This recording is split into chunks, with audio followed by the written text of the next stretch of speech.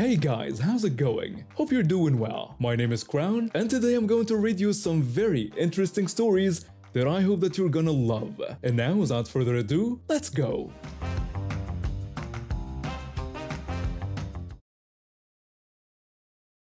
I was running errands one day when I decided to stop by the grocery store near the naval base. Living in San Diego, you get used to seeing people in uniform everywhere. The base is massive and employs thousands of people, so military personnel are just part of everyday life here. I grabbed a basket and wandered through the aisles, picking up what I needed. When I finished, I headed to the checkout lanes. There were only 3 lanes open, and they all had a few people waiting. I picked the shortest line and pulled out my phone to pass the time. That's when I heard someone raising their voice at the front of the next lane over. A woman was standing at the register, getting louder by the second. The cashier was a young guy, probably around 21 years old. He had that nervous energy of someone who wasn't comfortable with confrontation. His face was already turning red and he kept trying to speak, but she wouldn't let him get a word in. She was yelling about a military discount, something about not being able to use it. Her voice was so loud that people from other aisles were starting to peek around the corners to see what was happening. She kept mentioning her husband's rank, over and over, like it was some kind of magic password that should open every door. The cashier tried to explain something to her. His voice was quiet and shaky. He told her that she wasn't military herself, so the discount didn't apply to her purchase. She wasn't having any of it. I don't know the exact rules about military discounts at that particular store. Some places let family members use them, some don't. But regardless of the policy, her reaction was way out of line. She started pacing back and forth in front of the register. Her movements were aggressive and jerky. The people in her line were backing up a bit, giving her space. Everyone was uncomfortable. Some people in my line were whispering to each other about what was going on. Then she really crossed the line. She started hurling insults at the cashier, called him lazy, said all millennials were worthless and couldn't get real jobs. Then she used a racial slur. My stomach dropped when I heard it. She actually said people like him didn't deserve to live and should rot in hell. The cashier's eyes went wide. You could see he was fighting back tears. His hands were shaking when he tried to respond. He told her in a voice that was barely holding together that he worked there to pay for college, that he needed the income to afford his education and living expenses. He was trying so hard to stay professional. She laughed at him, actually laughed. Then she screamed that he was lying to himself, called him too stupid for college, said if he couldn't even handle helping her at a register, he had no business being in any classroom. The cashier looked like he wanted to disappear. His co-worker at the next register over looked torn between wanting to help and being afraid to get involved. The manager was nowhere to be seen. I'd had enough. I started moving out of my line to go say something, but before I could take 2 steps, the man directly in front of me in line spoke up. I hadn't paid much attention to him before. Now I noticed he was in full naval uniform. Tall guy, probably in his early 40s. He had that bearing that military people often have, the kind that commands respect without even trying. When he spoke, his voice cut through all the noise. It was deep and authoritative, the kind of voice that made everyone stop and listen. He told the woman to stop right there, said what she was doing was inhumane and entitled, told her he didn't serve this country so people like her could treat others like garbage. He made it very clear that she couldn't claim her husband's rank as her own, said her husband was the one serving, not her. She didn't earn anything. The woman spun around to face him. For a second, she looked surprised that someone had challenged her. Then the anger came back. She demanded to know who he thought he was, started rattling off her husband's rank again, told him he had no right to speak to her that way, threatened to report him. The officer didn't even blink. His voice stayed calm but firm. He said he didn't care what rank her husband held. Then he hit her with the truth. He told her he outranked her husband, said he was actually a full rank above whatever her husband was. The change in her face was instant. All the color drained out. Her mouth opened but nothing came out. He continued, said he would be having a conversation with her husband about her behavior, that there would be a formal meeting the next day. Told her if she wanted her husband to keep his position and not face disciplinary action, she needed to stop using his rank like it was hers. Asked if she understood him. She nodded so fast her head looked like it might fall off. You could see the panic setting in, the realization that she'd just massively screwed up. The officer wasn't done. He ordered her to apologize to the cashier. Right now, said the young man deserved respect and dignity, that he was free to work wherever he wanted and pursue whatever education he wanted. She tried to stammer out some excuse, started to say something about how she didn't mean it. He cut her off with a single word. Just said her name, or maybe it was just an authoritative sound. But whatever it was, it worked. She immediately turned to the cashier, mumbled something that was supposed to be an apology. It was pathetic and insincere, but it was something. Then the officer told her he needed her husband's full name, his unit information, whatever he needed to file a report and arrange that meeting. She was shaking when she gave him the information, pulled out her phone and showed him something, probably her husband's military ID or contact details. The officer took down everything he needed. When he was done, he told her she could leave. She didn't need to be told twice. She abandoned her cart right there at the register. Didn't even care about the groceries she'd been fighting over. Just grabbed her purse and walked out with her head down. She moved fast like she couldn't get out of there quick enough. The store was dead silent for a few seconds after she left. Then people started moving again, talking in hushed voices. The cashier looked like he'd just survived a car crash, relieved but still shaken up. He thanked the officer about 5 or 6 times.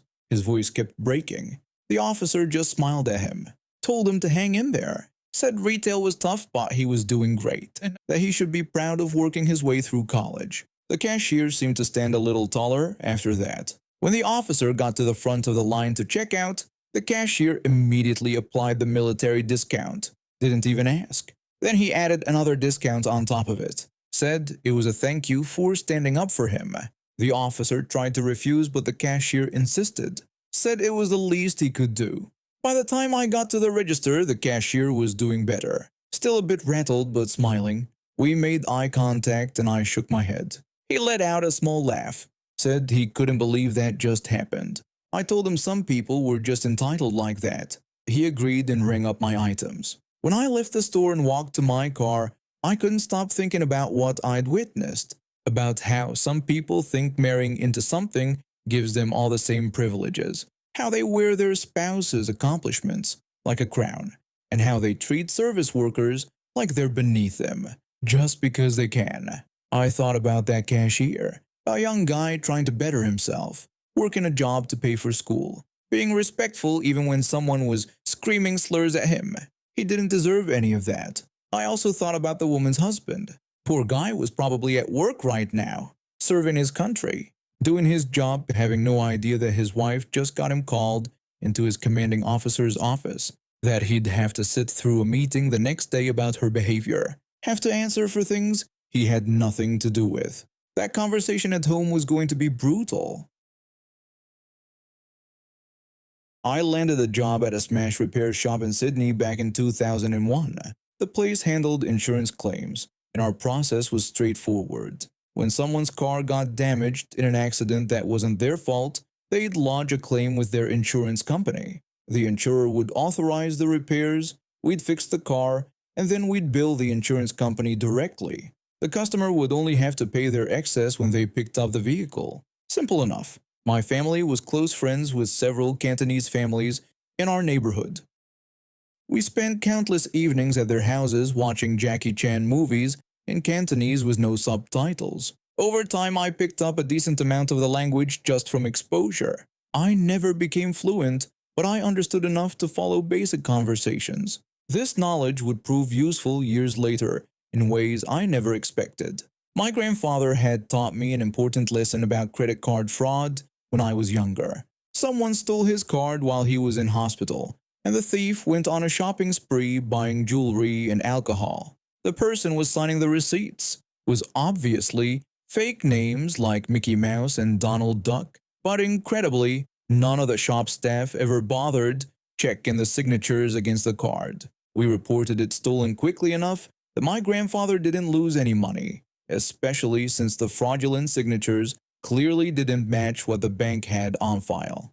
From that day forward, I made it a personal rule to always check signatures on credit card transactions. This particular day, I called a customer to let him know his car was ready for pickup. The repairs had been completed, and all he needed to do was come in and pay his $500 excess. He showed up about an hour later, a guy in his early 20s who seemed in a hurry to get his car back. I processed the paperwork and told him the amount due.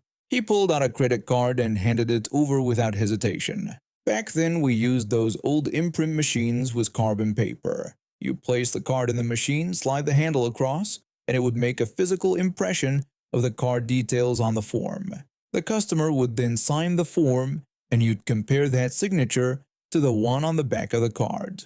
I swiped his card through the machine and looked at the signature panel on the back. The name was written in Asian characters. I looked at the signature on the form he'd just signed, also in Asian characters, but they clearly didn't match the ones on the card. The strokes were completely different. I couldn't tell if the name on the front of the card was male or female, not being familiar with the language. I asked him if the card belonged to him. He said no, it was his mom's card, and told me to just put the transaction through. I apologized and explained that I couldn't do that because only the card owner could sign and authorize the transaction. He insisted that his mother couldn't be there and had given him her card to pay for the excess, so I should just process it. I told him I legally couldn't accept the card without the owner present to sign, and he'd need to get his mom down to the shop, or I couldn't release the car. He looked annoyed but called his mother. About an hour later, a woman in her 50s walked into the shop. She looked confused at first, then spotted her son standing near the counter. Her expression shifted immediately to fury. What followed was 10 solid minutes of her absolutely laying into him in Cantonese. Thanks to all those evenings watching Jackie Chan movies, I understood the gist of what was happening. She had no idea he'd taken her credit card. He'd never asked permission. He'd never even mentioned needing to pay an excess. He'd just helped himself to her wallet and assumed she wouldn't notice or wouldn't care. The son tried to defend himself, but she wasn't having any of it. She demanded to know why he thought it was acceptable to steal from his own mother. He mumbled something about planning to pay her back, but she cut him off. She asked how he was going to pay her back when he clearly had no money in the first place. I stood there pretending to busy myself with paperwork while this all unfolded. The son kept looking at me, probably wishing I'd just processed the transaction and avoided this whole situation. His mother continued her tirade, pointing at him and then at the credit card slip. Eventually, she turned to me. Her anger softened slightly. She thanked me for checking the signature and mentioned that most people don't bother anymore. I told her I always made it a point to check. She said her son thought he could get away with this. She shot him another look before reluctantly picking up the pen. She signed the credit card slip with sharp, deliberate strokes. When she finished, she launched into another round of yelling. From what I could understand, she was telling him he'd be repaying every single cent of that $500, plus interest.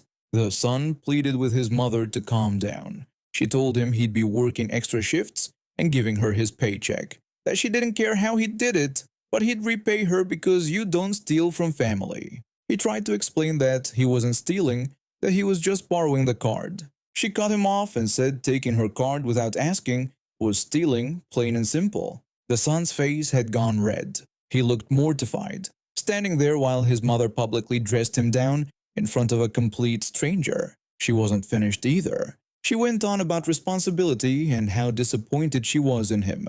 The lecture continued for another few minutes before she finally seemed to run out of steam. She gathered her purse and the receipt, giving her son one final warning about the repayment plan.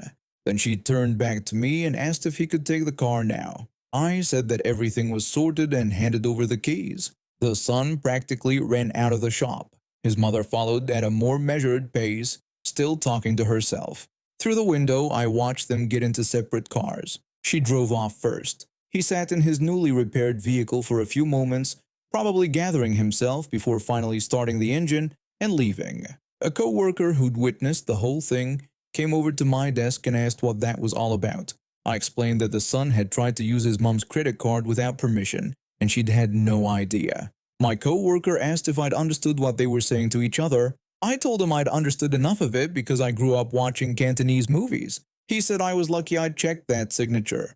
I found out later from someone who knew the family that the son had planned to dispute the charge if anyone questioned the signature mismatch. He figured if the transaction went through with the wrong signature, he could claim fraud and get the charge reversed. His mother would think someone stole her card and he'd get his car back without paying anything. But because I caught it before processing the payment, his whole scheme fell apart. His mother made him work double shifts for months to pay back that $500 plus the interest she'd added on top. I've been friends with my roommate since our first week at university back in '83. We met in the most ridiculous way possible. She was walking through the student union hall when she accidentally bumped into my table and sent my coffee flying everywhere. We both ended up soaked, laughing about it, and somehow that disaster turned into a friendship that's lasted decades. My roommate was blind. She'd lost her vision to ocular melanoma, which meant she had an advocate who helped her get around campus. The advocate made sure she got to classes safely and helped her with things like taking tests. It was a pretty good system they had going, since my roommate lived off campus with her parents and I had an apartment a few blocks from school. I drove to campus every day. We figured out pretty quickly that we could coordinate our schedules so I could give her rides. Every morning I'd drop her off with her advocate, and every afternoon the advocate would bring her back to me so I could take her home. It saved everyone time and gas money. That semester, Mondays, Wednesdays, and Fridays were a little tricky because her last class ended a full hour before mine. Usually her advocate would just hang out with her in the student union hall until I was done. But that Friday, my roommate insisted that the advocate bring her to my building instead and then head home early. She did this sometimes just to be nice to the advocate. It wasn't a big deal for me either, since I always took the same route out of the building and knew exactly where to look for her. When I finished my class that day and headed down to the lobby, I spotted my roommate right where she always waited. She was sitting on the floor with her back against the wall since there weren't any chairs in that part of the building. Her white cane was folded up next to her, her tinted glasses were on, and she appeared to be staring straight ahead, like she usually did. The lobby doors were about 30 feet to her left. She told me later that she'd been sitting there for almost an hour when she first heard something that sounded like squeaky wheels rolling across the floor. She didn't think much of it. Probably just the janitors with one of those big mop buckets getting an early start on cleaning. Then she heard someone push through the lobby doors and the wheels banging over the metal threshold. A woman's voice echoed through the empty lobby. The woman started going off about young people and how she'd never seen so many inconsiderate brats in her entire life. My roommate was completely confused and apologized, not sure what was happening. The woman went on about how my roommate should be sorry and how she could clearly see that the woman needed help with her hand truck, but just sat there doing nothing. She demanded to know if anyone had ever taught my roommate any manners. My roommate tried to explain that she hadn't seen the woman at all. The woman shot back, asking how that was even possible when she was the only other person in the lobby. My roommate explained as clearly as she could that she was blind. The woman didn't buy it for a second. She told my roommate that blind people couldn't go to college and accused her of just being too lazy to get up off the floor. My roommate reached for her cane, unfolded it, and pulled herself up to her feet. She told the woman again that yes, she really was blind, and yes, she could absolutely go to college. I came around the corner right at that moment and asked what was going on. Classes were letting out and students were starting to fill the hallways. The woman complained that my roommate was trying to make her believe she was blind. I told her that my roommate actually was blind. The woman called it a load of crap and demanded proof. Before either of us could respond, this woman walked right up to my roommate and yanked the tinted glasses off her face. She turned to the students who'd stopped to watch and pointed at my roommate's face, telling everyone to look and see that there was nothing wrong with her eyes. She insisted my roommate wasn't really blind at all. Now here's the thing about my roommate's condition. The ocular melanoma meant her eyes had to be surgically removed. She'd been fitted with prosthetic eyes that looked pretty realistic at first glance, but they didn't move like normal eyes do. The color was kind of flat too, almost like looking into the eyes of a really old doll. They were completely removable. My roommate reached up, popped one of her prosthetic eyes right out of the socket, and held it out toward the woman. She told the woman to go ahead and look through it and tell her if she could see anything. The woman started backing away and screeching like someone had just thrown a live spider at her. She kept yelling, "Oh my God," over and over again. She backed up so fast she either tripped over her own feet or stumbled over one of the students who'd gathered to watch. She landed hard on her butt and kept scooting backward across the floor like she was trying to escape from a horror movie. When she finally reached the doors, she scrambled to her feet, grabbed her hand truck, and ran out of the building. My roommate maneuvered the prosthetic eye back into place while the crowd of students around us started clapping and laughing. A few of them even gave her a pat on the back when they walked by. My roommate sighed and turned in my general direction. She made a joke about how that lady wasn't going to be seeing things through her eyes anytime soon. We stood there for a second listening to the students laugh and talk about what they'd just witnessed. Word spread through campus pretty quickly after that. For the rest of the semester, people would stop my roommate in the halls just to tell her how amazing that moment had been. Some of them asked if she'd actually removed her eye or if they'd imagined it. She never saw that woman with the hand truck again. But honestly, I don't think that lady ever set foot in our building after that day. Getting proved wrong in the most dramatic way possible in front of a crowd of college students probably wasn't her finest moment. And now we have reached the end of today's stories. Thank you for watching, and see you next time.